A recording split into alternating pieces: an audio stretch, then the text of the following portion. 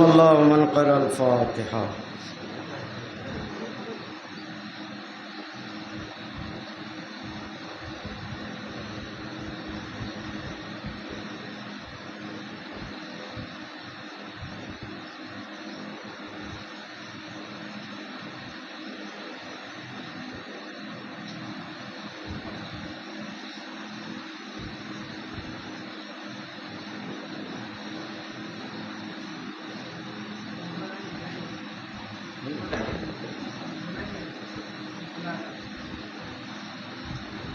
حسبنا الله ونعم الوكيل، نعم المولى ونعم النصير.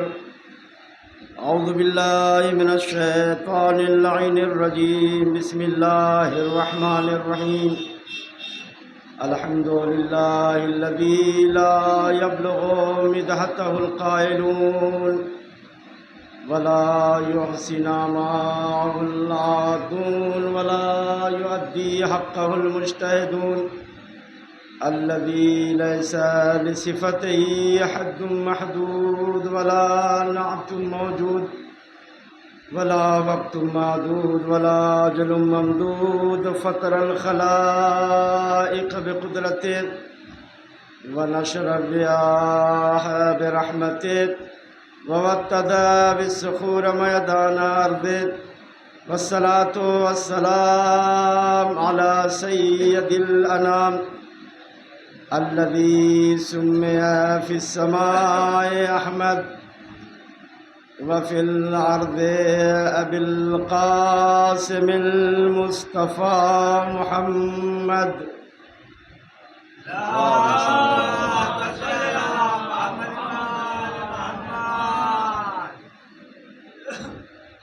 ثم الصلاة والسلام على آل بيت الطيبين الطاهرين المعصومين المظلومين، لا سيما بقية الله في الأرضين.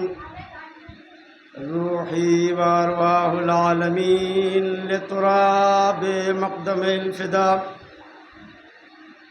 واللعنة الدائمة الباقية على أعدائهم وغاصب حقوقهم ومنكر فضائلهم ومصائبهم أجمعين. أما بعد، فقد قال الحسين عليه الصلاة والسلام: اللهم إنك تعلم إنه لم يكن ما كان منا تنافسا في سلطان. صلوات بر محمد.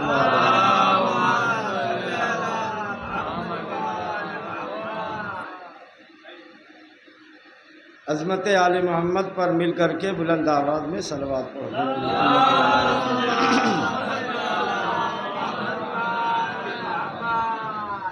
انتہائی واجب الاحترام مومنین کرام اور حاضرین فرش ادا، میں نے جس امام مظلوم کے قول کی تلاوت کی اور اپنا سرنامہ کلام قرار دیا، اس میں ہمارے اور آپ کے تیسرے امام ارشاد فرماتے ہیں: پروردگار تو جانتا ہے کہ ہمارا یہ قیام حکومت اور اقتدار کی لالچ میں نہیں ہے، بلکہ صرف اور صرف تیرے دین کی سربلندی اور شریعت کو نافذ کرنا اور قائم کرنا ہے۔ عزیزان ایمان، جو لوگ مجلس میں وقت پر نہیں آتے، یہاں تک کہ کچھ لوگ مجلس ختم ہو جاتی ہے پھر بھی فرش ادا پر نہیں آتے، ان کے لیے چند جملے اور گفتگو شروع کرنا چاہتا ہوں۔ دیکھیے، جو لوگ مجلس ٹھیک ہے، مجلس مائک سے سن رہے ہیں، مگر یاد رکھیے جو یہاں آ کر کے سنتے ہیں اور جو امام باڑے کے باہر سنتے ہیں، زمین اور آسمان کا فرق ہے۔ جو باہر سے سنتے ہیں انہیں صرف سننے کا ثواب ملتا ہے، لیکن جو بارگاہ امام مظلوم میں آ کر بیٹھ کر سنتے ہیں انہیں سننے کا بھی ثواب ملتا ہے اور فرش ادا کا بھی ثواب ملتا ہے۔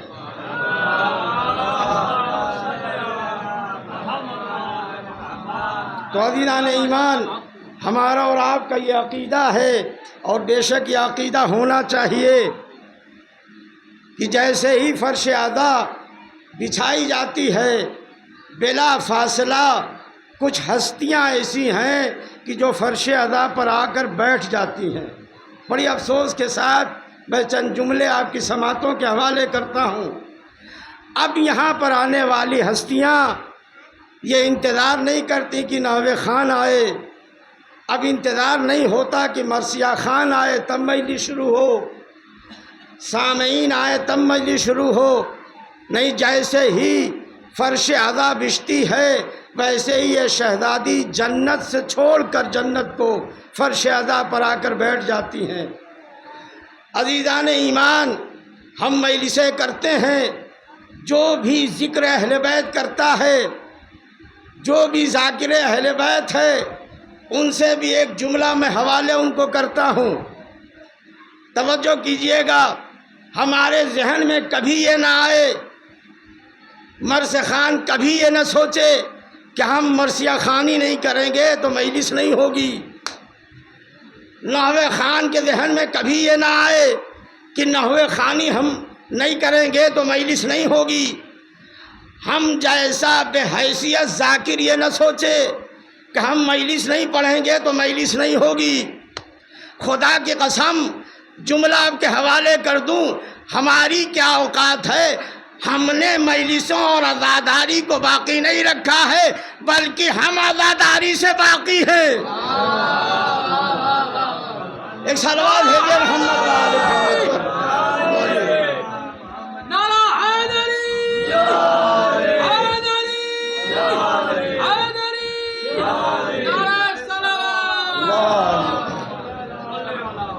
تیسری بات یہ ہے، توجہ کیجئے گا، تیسری بات یہ ہے کہ آج دنیا میں جو لوگ اس عزاداری کو مٹانا چاہتے ہیں، اس ذکر امام حسین کو کم رنگ کرنا چاہتے ہیں، تو ان سے بھی میں کہتا ہوں یاد رکھو، بڑی بڑی سلطنتیں، بڑی بڑی حکومتیں، شہنشاہیت ختم ہو گئی مگر یہ عزاداری ختم نہ ہوئی۔ توجہ کیجئے گا، بڑی بڑی حکومتیں مٹ گئی مگر یہ عزاداری مٹنا کیا، یہ کم رنگ بھی نہ ہوئی۔ دو جملے آپ کے حوالے کر دوں۔ دیکھیے، میں نے اس سے پہلے کسی مجلس میں جملہ کہا تھا کہ ہم مجلس میں خود نہیں آتے، ہمیں مجلس میں بلایا جاتا ہے۔ تو دو طرح کے لوگ ہیں، ایک مجلس میں جانے سے روکتے ہیں اور ایک مجلس میں بلاتے ہیں۔ تو ہم کیسے فیصلہ کریں کہ کون زیادہ طاقتور ہے؟ جملہ مولانا کے حوالے کر رہا ہوں۔ ہم کیسے یہ پتہ لگائیں کہ کون زیادہ طاقتور ہے، کہ روکنے والا ہے یا بلانے والا مجلس میں ہے؟ تو عزیزو یاد رکھو، اگر مجلس میں آنے والے کم آئے تو سمجھ لو روکنے والا طاقتور ہے، اگر مجلس میں آنے والے زیادہ ہوں سمجھ لینا بلانے والے طاقتور۔ صلوات بر محمد و آل محمد پر۔ عزیزان ایمان، یاد رکھیے، جو لوگ مٹانا چاہتے ہیں ان کے لیے ایک شعر نظر کرتا ہوں کہ سوال چھوڑ دو اس قوم کے مٹانے کا، سوال چھوڑ دو اس قوم کے مٹانے کا، یہ قوم پرچم عباس کی امان میں ہے، یہ قوم پرچم عباس کی امان میں ہے۔ بس عزیزان گرامی، بڑی جرأت کے ساتھ میں نے یہ دو تین کچھ جملے آپ کے حوالے کیے۔ اب آ جائیے، جو میں نے کل عرض کیا تھا، میں نے کل آپ کے گوش گزار کیا تھا کہ ہمارا کوئی بھی عمل اس لالچ میں نہ ہو کہ ہمیں جنت ملے گی۔ توجہ کیجئے گا، ہماری کوئی عبادت اس لیے نہ ہو کہ ہمیں جنت ملے گی. ادھر میری طرف متوجہ رہیے. اب اگر دنیا میں کوئی انسان عمل کرے، کوئی عبادت کرے اس لالچ میں کہ ہمیں جنت ملے گی، تو اسے اس کی حال پر چھوڑ دیجئے. یہ اس کا اپنا مقدر ہے. ہم حسین کے چاہنے والے ہیں، ہم شہزادی کے چاہنے والے ہیں، ہم علی مرتضیٰ کے ماننے والے ہیں، ہم امام حسین کے ماننے والے ہیں. اگر جنت کی لالچ میں، توجہ کیجیے گا، اگر جنت کی لالچ میں کوئی کام کرے، کوئی عبادت کرے، یہاں تک کہ حسین پر روئے، تو یہ بہت گھٹیا عمل ہوگا. تو یہ بہت گھٹیا عمل ہوگا. کیوں؟ اس لیے کہ جنت ہمارے لیے بنی ہے، ہم جنت کے لیے نہیں بنے. کیا سن رہے ہیں عزیزان گرامی؟ تو جنت کے لیے ہمارا کوئی عمل نہیں ہونا چاہیے، اس لیے کہ جنت ہمارے لیے بنائی گئی ہے، ہم جنت کے لیے نہیں بنے ہیں، جنت ہمارے لیے بنائی گئی. مثال دے دوں اپنی بات کو واضح کرنے کے لیے. کسی کا بیٹا اگر باپ بیٹے سے کہے بیٹا امتحان آنے والا ہے، ایگزام قریب ہے، دیکھو اگر اس سال یہ یاد رکھیے کہ یہ جنت مقصد نہیں ہے، انعام ہے، مقصد نہیں ہے، انعام ہے. باپ بیٹے سے کہتا ہے بیٹا ایگزام آنے والا ہے، اگر تم اس سال ایگزام میں، امتحان میں فرسٹ ڈویژن لے آئے تو میں تمہیں 10,000 روپے دوں گا. ایک نتیجے تک آپ کے ذہن کو لے جانا چاہتا ہوں اس مثال کے ذریعے سے. کتنا؟ 10,000 میں تمہیں دوں گا. تو انصاف سے اب سوال آپ سے پوچھتا ہوں کہ کیا یہ 10,000 روپیہ مقصد ہے یا انعام ہے؟ بتائیے، یہ 10,000 روپیہ مقصد ہے یا انعام ہے؟ تو عزیزان گرامی ہر انسان کہے گا یہ مقصد نہیں ہے، انعام ہے. تو پھر مقصد کیا ہے؟ مقصد ہے فرسٹ ڈویژن کا ہونا. فرسٹ ڈویژن کا ہونا مقصد ہے. بس اسی طریقے سے سمجھیے کہ جنت مقصد نہیں ہے، انعام ہے. ہم محبان اہل بیت، جنت مقصد نہیں ہے، انعام ہے. ہم محبان اہل بیت، ہم عزاداران امام مظلوم اسی فرش اعضا کو جنت بنا لیتے ہیں. ہم اہل بیت کے چاہنے والے اسی فرش اعضا کو فخر جنت بنا لیتے ہیں. دلیل آپ کہیں گے دلیل کیا ہے؟ دیکھیے میں بغیر دلیل کے کوئی بات نہیں کرتا. کیسے ہم جنت بناتے ہیں؟ دلیل یہ ہے کہ اگر یہ فرش اعضا اپنی عظمت میں جنت نہ ہو تو جنت میں رہنے والے جنت کو چھوڑ کر فرش اعضا بننا ہے. اگر یہ فرش اعضا جنت نہ ہو تو جنت میں رہنے والے جنت کو چھوڑ کر کے فرش اعضا بننا ہے. تو یہ ہے فرش اعضا کی عظمت. عزیزان ایمان، میں نے کل عرض کیا تھا، آپ سے وعدہ کیا تھا کہ مال 2 طریقے کا ہوتا ہے. ایک مال ہے جو حرام طریقے سے آتا ہے اور ایک مال ہے جو حلال طریقے سے آتا ہے. تو اثرات کیا ہیں؟ مال جو حرام طریقے سے جو دولت آتی ہے اس کے بڑے خطرناک اثرات ہیں. اور یہ نہ سوچیے گا صرف ایسے ہی ظاہری اثرات ہوتے ہیں، بلکہ حرام مال و دولت کا اتنا برا اثر ہوتا ہے جو انسان کے گوشت اور پوشت میں بھی اثر کرتا ہے.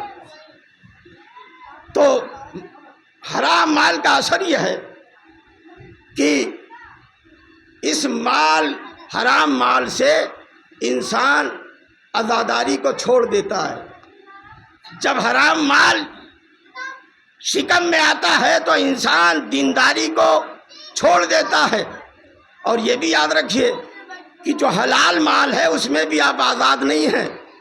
اس مال کو اپنا بھی مال نہ سمجھیے، اس مال کا بھی حساب و کتاب بڑی سختی سے لیا جائے گا. توجہ کیجیے گا، جو ہمارے ہاں حلال طریقے سے مال ہم جمع کرتے ہیں، رزق کو حاصل کرتے ہیں، اس کے لیے بھی بڑا سخت حساب ہوگا. اب اس کے لیے دلیل پیش کروں. پیغمبر اسلام کی بزم میں 2 صحابی بیٹھے ہوئے تھے. ایک کا نام ہے سلمان جو 10ویں درجے پر فائز، ایک کا نام ہے ابو ذر جو 9ویں درجے پر فائز۔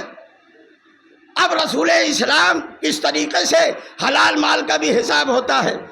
اب رسول اسلام نے سلمان فارسی کو بھی 2 درہم دیے اور رسول اسلام نے ابو ذر کو بھی 2 درہم دیا، کہا جاؤ کل واپس آنا۔ اب جب کل ہوئی تو واپس آئے تو اب امتحان شروع ہوا اس مال کا۔ اب یاد رکھیے نبی کریم جو مال دیں تو کتنا پاک اور طاہر ہوگا۔ جب یہ واپس آئے تو نبی کریم نے سوال کیا، سلمان تم نے 2 درہم کو کہاں خرچ کیا؟ تو جناب سلمان نے آواز دیا، مولا یا رسول اللہ یا نبی اللہ، میں نے اس 2 درہم کو خیرات کر دیا۔ اب باری آئی کس کی؟ ابو ذر کی۔ کہا ابو ذر تم نے کہاں خرچ کیا؟ کہا مسجد میں لوٹا نہیں تھا، مسجد میں مصلی نہیں تھا، مسجد کا راستہ اچھا نہیں تھا، میں نے اس میں خیرات کر دیا، لگا دیا۔ تب رسول اسلام نے کہا کہ دیکھو، رسول اسلام نے کہا دیکھو اس طریقے سے حلال مال کا حساب ہوتا ہے کہ یہ پوچھنے سے پہلے رسول اسلام نے ایک صحابی سے کہا پتھر کو آگ میں ڈال دو۔ آگ میں ڈالنے کے بعد جب وہ سرخ ہو گیا تو اب سلمان فارسی کا ہاتھ رکھ کے یہ پوچھا گیا کہاں خرچ کیا؟ ابو ذر کا ہاتھ رکھ، تو معلوم یہ ہوا کہ مال حلال تھا لیکن کچھ دیر صحیح پتھر سرخ پتھر پر رکھنے کے بعد اس کا حساب ہوا۔ کتنا سخت مسئلہ ہے۔ تو اب عزیزو ہمیں چاہیے کہ حلال مال کمائیں، حرام مال سے دور رہیں۔ اب یہ ہم نے مال اکٹھا کر لیا، اب مال میں اور ہم میں نسبت کیا ہے؟ اب آ جائیے اس کے لیے میں جناب عیسیٰ کی بارگاہ میں لے کے چلتا ہوں۔ جناب عیسیٰ کی بارگاہ میں گیا، کہا اے نبی اللہ ہمارے پاس جو مال ہے، مال اور ہم میں کیا نسبت ہے؟ تو جناب عیسیٰ نے کہا مال اور تم میں وہی نسبت ہے جو پانی اور کشتی میں ہوتی ہے۔ کاش میری یہ بات واضح ہو جائے۔ جناب عیسیٰ نے کہا جو پانی اور کشتی میں ہے وہی مال اور تم میں ہے۔ کہا کیسے؟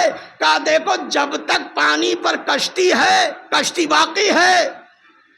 توجہ کیجئے گا، جب تک پانی پر کشتی ہے کشتی باقی ہے، لیکن جیسے ہی پانی کشتی میں آ گیا کشتی ڈوب جائے گی۔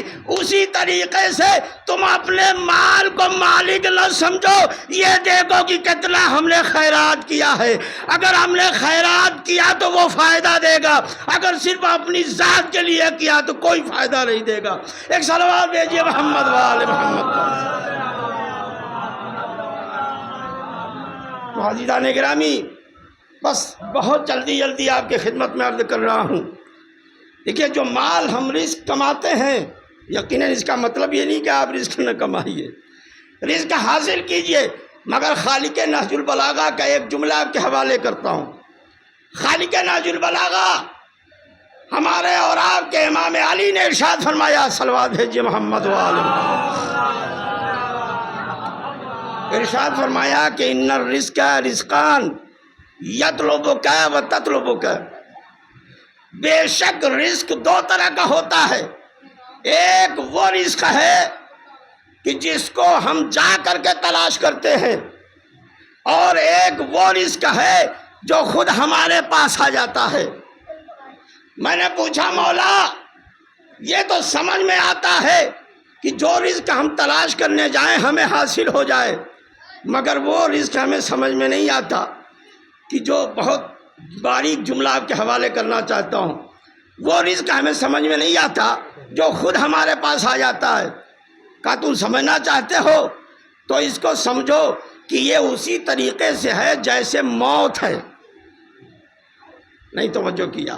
جیسے امام نے کہا جیسے موت ہے، تم موت کو نہیں ڈھونڈتے بلکہ تم جہاں بھی ہو موت تمہیں ڈھونڈ لیتی ہے۔ یہ وہی رزق ہے جس کو تم ڈھونڈتے نہیں ہو بلکہ تمہیں یہ ڈھونڈتا ہے۔ اب اس کی دلیل آپ خود جانتے ہیں، دیہات میں رہتے ہیں، خود بہتر جانتے ہیں۔ اب اگر آپ پتھر کو اٹھائیے تو پتھر کے نیچے بہت طرح کے کیڑے مکوڑے پائے جاتے ہیں، ان کا زندہ رہنا بتا رہا ہے کہ یہ رزق کے لیے نہیں جاتے بلکہ ان کو رزق پہنچایا جاتا ہے۔ ایک صلوات بھیجیے محمد والے محمد۔ تو عزیزان ایمان، یہ چونکہ آج کی مجلس یہ تاریخی مجلس ہے، ایک مومنہ کی ایجاد کردہ یہ مجلس ہے، ظہیر بھائی کے دادی کی ظاہراً، تو یہ تاریخی مجلس ہے، لہذا میں کچھ چیزیں وہ بیان کرنا چاہتا ہوں کہ جس کے ذریعے سے بہتر اس مومنہ تک ثواب پہنچے۔ دیکھیے، کائنات میں اگر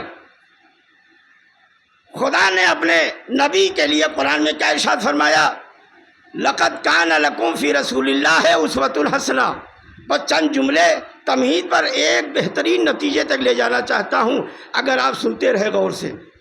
کیا کہا؟ لقد کان لکم فی رسول اللہ اسوۃ حسنہ، حبیب میرے نبی تم کائنات کے لیے اسوہ حسنہ ہو، رول ماڈل ہو کائنات کی تمام مخلوق کے لیے۔ میں کہوں گا اگر زمانے کو فالو کرنا ہے تو نبی کے کردار کو فالو کرے، توجہ کیجیے گا۔ اگر کسی کو کردار لینا ہے تو نبی کے کردار کو دیکھے کہ نبی کا کردار کیا ہے۔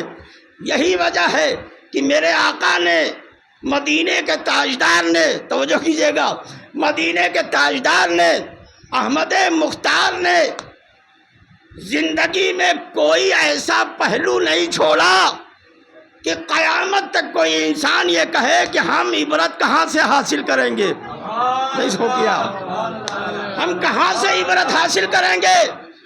رسول اسلام نے، اللہ کے نبی نے زندگی میں ہر پہلو کو بتایا، پانی پی کے بتایا، پانی ایسے پیا کرو، کھانا کھا کے بتایا، کھانا ایسے کھایا کرو، سجدہ کر کے بتایا، سجدہ ایسے کیا کرو، رکوع کر کے بتایا، رکوع ایسے کیا کرو، قیام کر کے بتایا، قیام ایسے کیا کرو، سلام کر کے بتایا، سلام ایسے کیا کرو۔ کیا سن رہے ہیں؟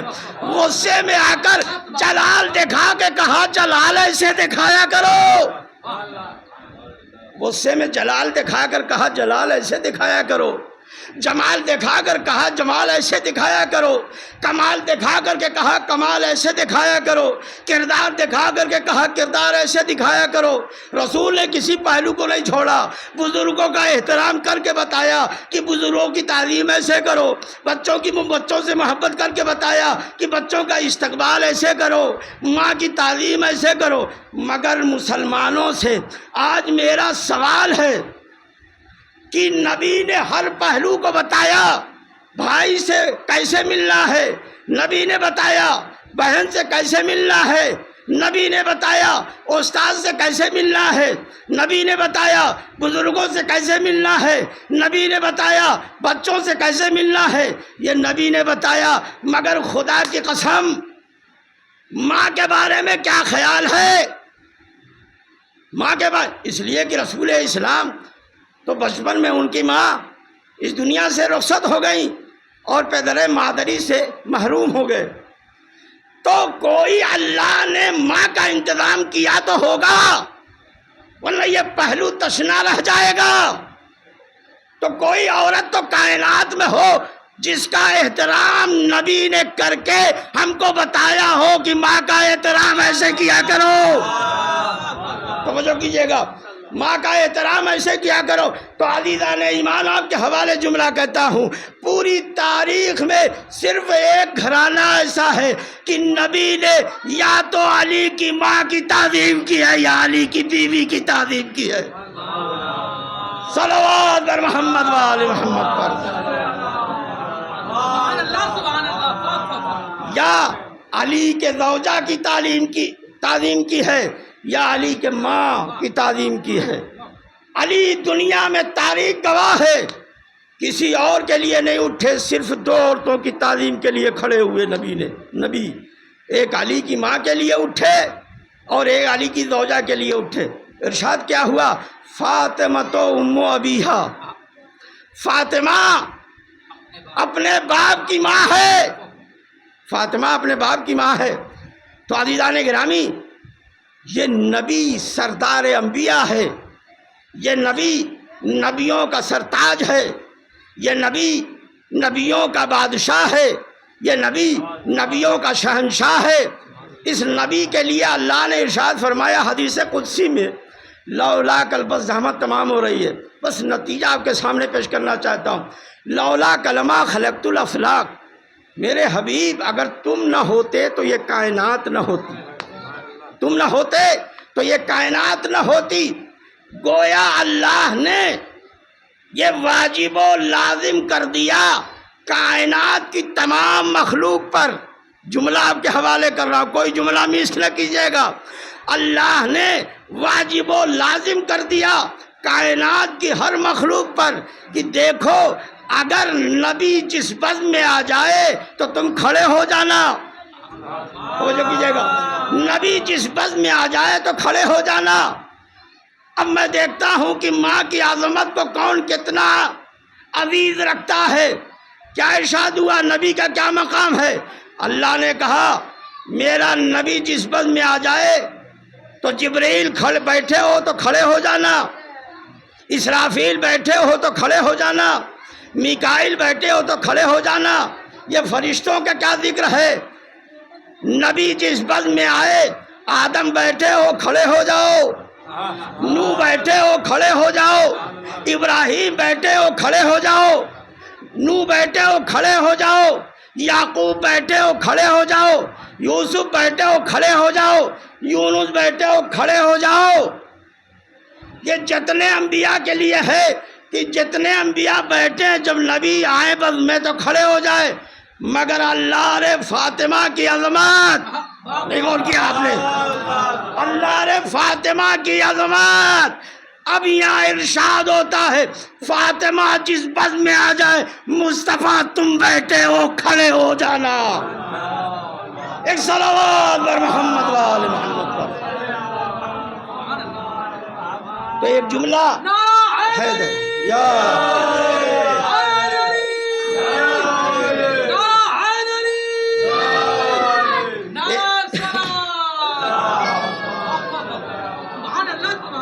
بس ساری گفتگو کو سمیٹ کر ایک جملہ آپ کے حوالے کرتا ہوں۔ اگر اس جملے کو سوال لے جائے، معلوم یہ ہوا کہ جس کی ساری کائنات تعظیم کے لیے اٹھے وہ مصطفیٰ، اور مصطفیٰ جس کی تعظیم کے لیے اٹھے وہ فاطمہ ہے۔ صلوات محمد آل محمد پر۔ تو عزیزان ایمان، چونکہ میں روزانہ بہت کم مجلس پڑھتا تھا، لیکن آج تھوڑی سی مجلس زیادہ پڑھوں گا۔ میسج مجھے دینا، میسج یہ ہے کہ نہ کائنات میں کوئی ایسی بیٹی مجھے ملی، نہ کائنات میں کوئی ایسی بیوی مجھے دکھائی دی، نہ کائنات میں کوئی ایسی ماں مجھے دکھائی دی۔ تو ہماری شہزادی فاطمہ زہرا ہیں، بڑی توجہ چاہتا ہوں، بڑی جلدی تمام کروں گا انشاءاللہ۔ دیکھیے دنیا میں جتنی عورتیں ہیں سب کے 3 مرحلے ہوتے ہیں، جتنی عورتیں ہیں سب کے 3 اسٹیپ ضرور آتے ہیں زندگی میں۔ ایک مرحلہ یہ ہے کہ عورت دنیا میں آئی، پہلا قدم رکھا تو بیٹی بنی۔ ایک مرحلہ جوان ہوئی، شادی ہوئی، کسی کی زوجہ بنی، زوجیت دوسرا مرحلہ، اور عمر میں اضافہ ہوا، ماں بنی، یہ تیسرا مرحلہ۔ پہلا مرحلہ ایک ایک کر کے بیان کروں گا۔ جب عورت پہلا قدم رکھتی ہے دنیا میں، جب بیٹی بنتی ہے تو وہ اپنے باپ کی رحمت بنتی ہے، توجہ کیجیے گا۔ جب بیٹی ہوتی ہے تو اپنے باپ کے لیے رحمت بنتی ہے۔ یاد رکھیے بیٹی رحمت ہے، نعمت نہیں ہے۔ بیٹی رحمت ہے، نعمت نہیں ہے۔ لڑکا نعمت ہے، اور نعمت کے بارے میں خدا سوال کرے گا، اور رحمت کے بارے میں خدا اجر دے گا۔ نہیں توجہ کیا؟ رحمت کے بارے میں خدا، بیٹی رحمت کے بارے میں اجر دے گا۔ یہ ایک اسٹیپ، یہ حدیث ہو گئی۔ اب میں اسلام سے پوچھوں گا، اسلام یا رسول اللہ اس کے علاوہ کچھ اور ہے؟ کہا وہ دنیا میں وہ عورت خوش نصیب ہے جس کی اولاد سب سے پہلی بیٹی ہو۔ سب سے پہلی بیٹی ہو، تو معلوم یہ ہوا کہ جب عورت دنیا میں بیٹی بنتی ہے تو اپنے باپ کے لیے رحمت ہوتی ہے، اپنے ماں کے لیے قسمت بنتی ہے۔ جملے پہ نہیں توجہ کر رہے ہیں۔ بیٹی اپنے باپ کے لیے رحمت ہے اور اپنی ماں کے لیے قسمت ہے۔ یہ ایک مرحلہ، بس جلدی جلدی عرض کر رہا ہوں۔ دوسرا مرحلہ، جوان ہوئی، شادی ہوئی، جب نکاح ہو کر کے، شادی کر کے جب اپنے شوہر کے گھر آئی تو یہ عورت اپنے شوہر کے لیے آدھا ایمان بنتی ہے، آدھا ایمان بنتی ہے۔ عزیزو، آپ عورت پر کبھی ظلم نہ کیجیے گا، اس لیے کہ آپ اگر گھر میں عورت کو ظلم کریں گے تو آپ کو سماج باہر ذلیل کرے گا۔ اور یہ بھی کلیجہ ہے، اللہ نے انسانوں کو یہ کلیجہ نہیں دیا ہے جو اللہ نے عورتوں کو کلیجہ دیا ہے۔ یہ معمولی بات نہیں ہے کہ عورت پورا گھر، پورا سنسار چھوڑ کر ایک دوسرا اپنے شوہر کا گھر بسانے کے لیے تیار ہو جاتی ہے، یہ بہت بڑی بات ہے۔ یہ دوسرا مرحلہ۔ تیسرا مرحلہ یہ ہے کہ جب عمر بڑھی تو وہ کسی نہ کسی کی ماں بنی، تب اللہ نے کہا رسول جاؤ امت کو یہ میرا پیغام سنا دو، الجنت تحت اقدام الامہات، جنت ماں کے قدموں کے نیچے ہوا کرتی ہے۔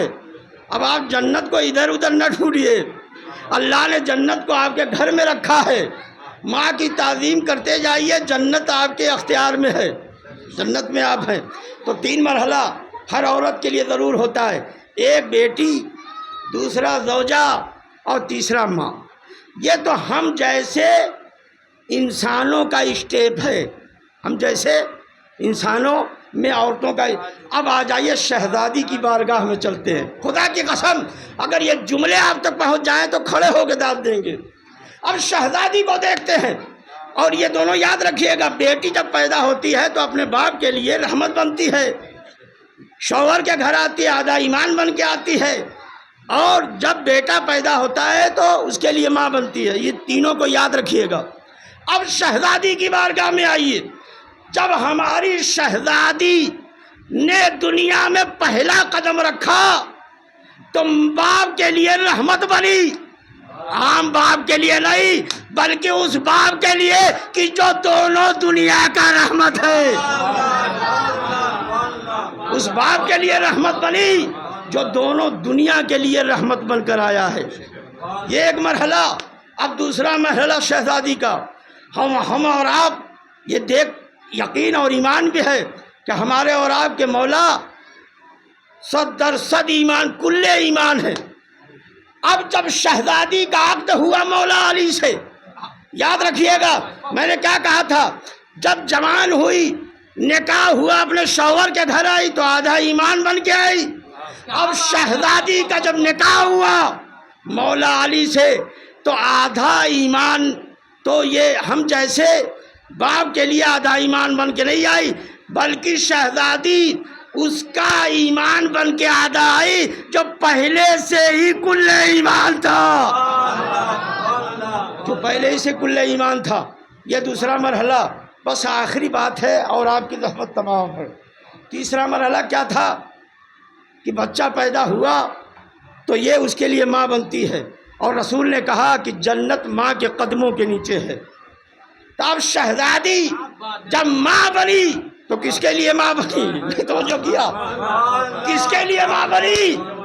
ہم اور آپ جیسے بیٹوں کی ماں نہیں، جنت نہیں بنی بلکہ ان شہزادوں کی جنت بنی کہ جو پہلے سے جوانوں، جنت کے جوانوں کے سردار ہیں، جو ان کے لیے ماں بنی۔ حسن و حسین کی ماں بنی، حسن اور حسین جنت کے جوانوں کے سردار ہیں۔ یہ تین مرحلہ، اسی لیے میں کہتا ہوں کہ دنیا میں شہزادی کی مثال دنیا میں مل ہی نہیں سکتی، نہ بیٹی کے عنوان سے، نہ بیوی کے عنوان سے، نہ ماں کے عنوان سے۔ بس عزیزو میں نے آپ کی زحمت تمام کیا۔ آج 6 محرم ہو گئی، ایک جملہ کہوں جو رونے کے لیے کافی، یہی ایک جملہ کافی ہے۔ تاریخ عالم و آدم میں 3 بیٹیاں ایسی ہیں جن پر بے انتہا ظلم کیا گیا۔ ایک بنت رسول جن کے شکم پر دروازہ کھڑایا گیا، اور ایک بنت علی جن کے بازوؤں میں رسیاں باندھی گئیں، اور ایک بنت حسین کہ جن کے رخساروں پر تماچے لگائے گئے۔ یہ کائنات میں 3 بیٹیاں بہت ہی مظلومہ ہیں۔ عزیزو، آپ سمجھ گئے ہوں گے میں کیا پڑھنا چاہتا ہوں۔ امام سجاد نے یہ بیان کیا، شام کے بازار میں ہمیں ایسے کھینچا جا رہا تھا کہ جیسے بیچنے والے غلاموں کو کھینچا جاتا ہے۔ اللہ اکبر۔ ہمارے اور آپ کے امام سجاد نے فرمایا کہ ہمیں وہاں کھڑا کیا گیا جہاں بیچنے والے غلاموں کو کھڑا کیا جاتا ہے۔ ایک جملہ بہت بڑا جملہ ہے، مجھے معاف کیجیے گا اگر میں یہ عرض کر سکوں۔ عزیزو، امام نے فرمایا کہ دربار میں ایک ملعون کرسی پر بیٹھے ہوئے میری بہن جناب سکینہ کی طرف اشارہ کیا۔ فوراً جناب سکینہ آ کر کے اپنے بھیا سے لپٹ گئی، آواز دیتی ہے، بھیا یہ بتاؤ، ہمیں تو معلوم تھا کہ ہمیں اسیر بنایا جائے گا، لیکن ہم یہ نہیں جانتے تھے کہ ہمیں کنیزی میں بھی بلایا جائے گا۔ اللہ اکبر، اللہ اکبر۔ خدا آپ کو کوئی غم نہ دے سوائے مظلوم کربلا کے۔ عزیزو، شام کی ایک مصیبت کو اور دیکھیے۔ شام کے زندان میں جب جناب سکینہ روتے روتے تھک کے سو گئی تو تاریخ نے لکھا ہے کہ جب سوتے سوتے اٹھی تو یا بابا کہتی ہوئی اپنی پھوپھی اماں زینب کے پاس گئی۔ کیا کہا؟ پھوپھی اماں میرے بابا آئے ہیں۔ ایک گوشے میں گئی، دیکھا میرے بابا موجود نہیں ہے۔ اپنی اماں ام رباب کا بازو ہلا کر کے کہا اماں جان میرے بابا کہاں ہیں؟ اماں میرے بابا کہاں ہیں؟ ایک مرتبہ سید سجاد کے پاس ہرا کے جواب دیا، کہا بھیا میرے بابا آئے ہیں اور آ کر کہہ رہے تھے کہ اے سکینہ میں تمہیں لینے کے لیے آیا ہوں۔ بھیا میں اب زندان میں نہ رہوں گی، میں اب زندان سے بابا کے ساتھ جاؤں گی۔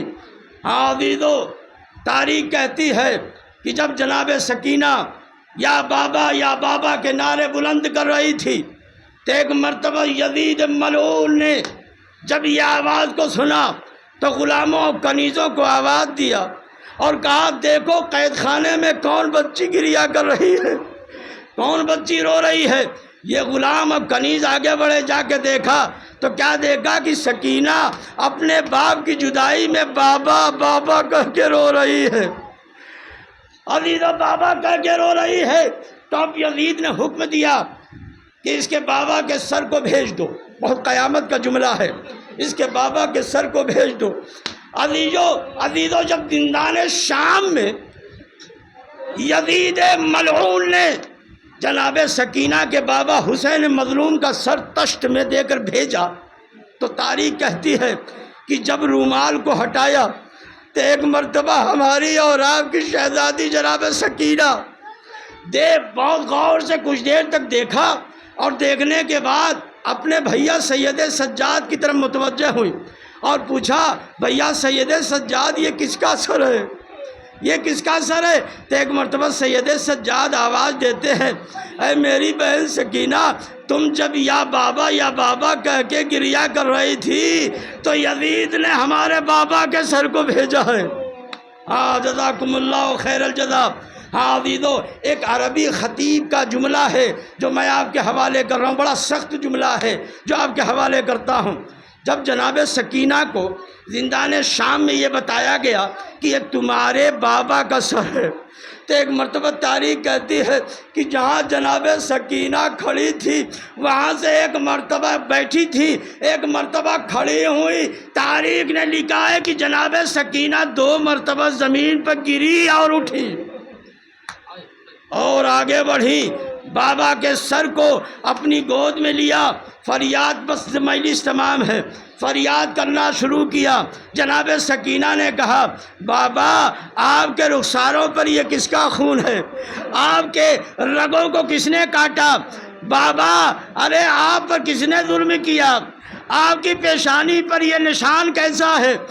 جناب سکینہ فریاد کرتی جاتی ہیں اور آواز دیتی ہیں بابا ارے آپ کے بعد میرے کانوں سے بالیاں چھین لی گئی، میرے بابا آپ کے بعد آپ کے سینے پر سونے والی سکینہ کے رخساروں پر تماچے لگائے گئے۔ انا للہ و انا الیہ